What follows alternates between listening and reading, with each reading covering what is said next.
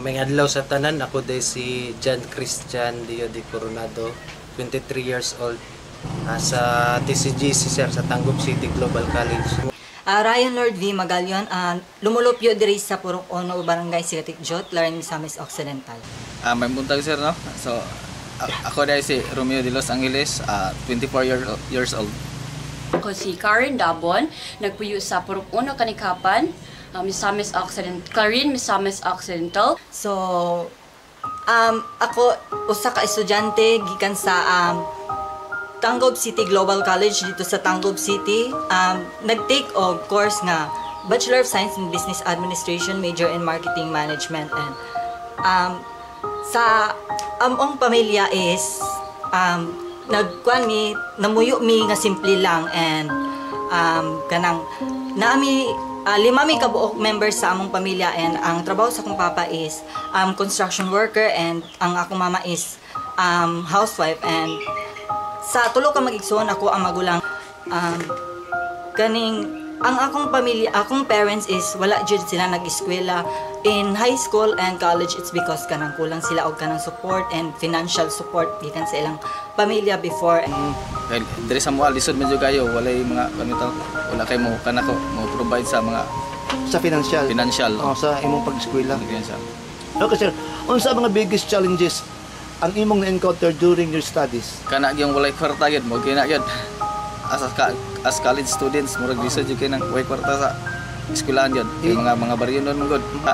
Kana laging paghatag gyud sila sa cash assistance, mo ginay dako kang tabang sa kwa gyud.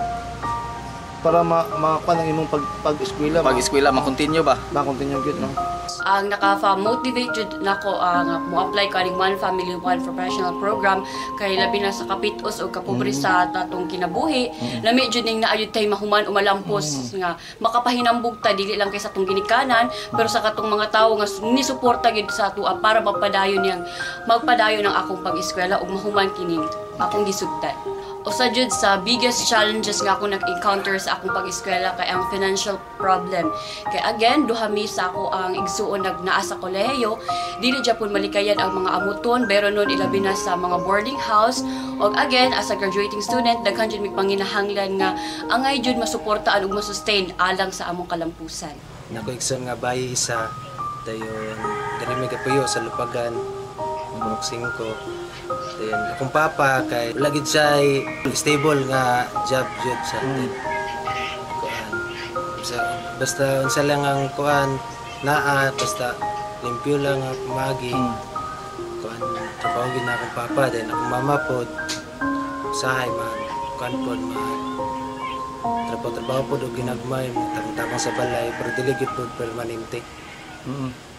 Ang napamotivate jud nako anong unang kay ang makauman jud sa pag-eskwela kay para makatabang di lang kay sa akong pamilya kundi sa among simbahan sa ato akong kuan lugar nga dili ta ingon nga mahimo kitang pabigat pasaway. Okay.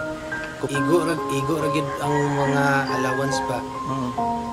Ay dili gid igo gali say kulang pa kay ang kuan ang ako yung allowance atong wala pa ko ka-enter og kuan One Family One Professional igo ra gyud sugod dito sa crossing padulong pod sa terminal dito sa Tangub wala na diri pa mga pa-crossing pa terminal padulong eskwelahan so ay kun yun na nako yun kuan pod sa Riverside say kana kapag na kayo din tubig rin paway, sahay din.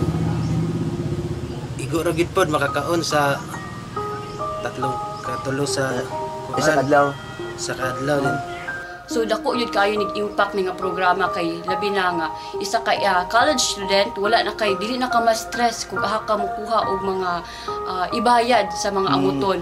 So aside sa maghunahuna pa ka sa imo ang pag-eskwela, napakay bayro nun nga hunahunaon, isa gyud ni programa nga nakasalbar sa ako ang mga panghuna-hunaon pa.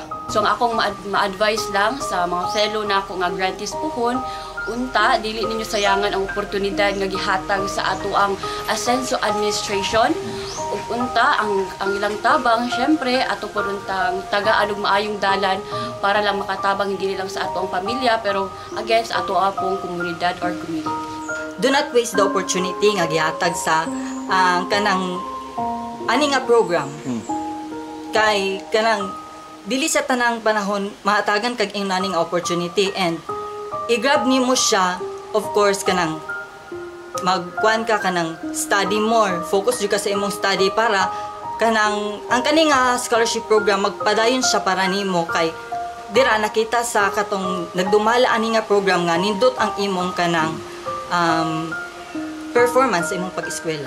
Ako lang yung ma-advise nila sir nga dili nila sa sayangan na oportunidad na gihatag ana nga programa, kay labi mohatag nato og kuan 5,000 a month at pangitana. Then ang uban mo gud sir kay murag isa walang bahala nila ba kay nakoy nadunggan katong pag kuan pag ingon ni governor nga daghan daw kayo mga murag nangabagsak bitaw sir.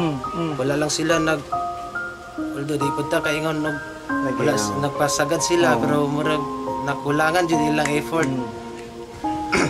Unang-una sa tanan damo gyud salamat sa Ginoo nga nasa mga tawo nga ihatag bitaw nga instrumento nga matabangan kaming mga kapos.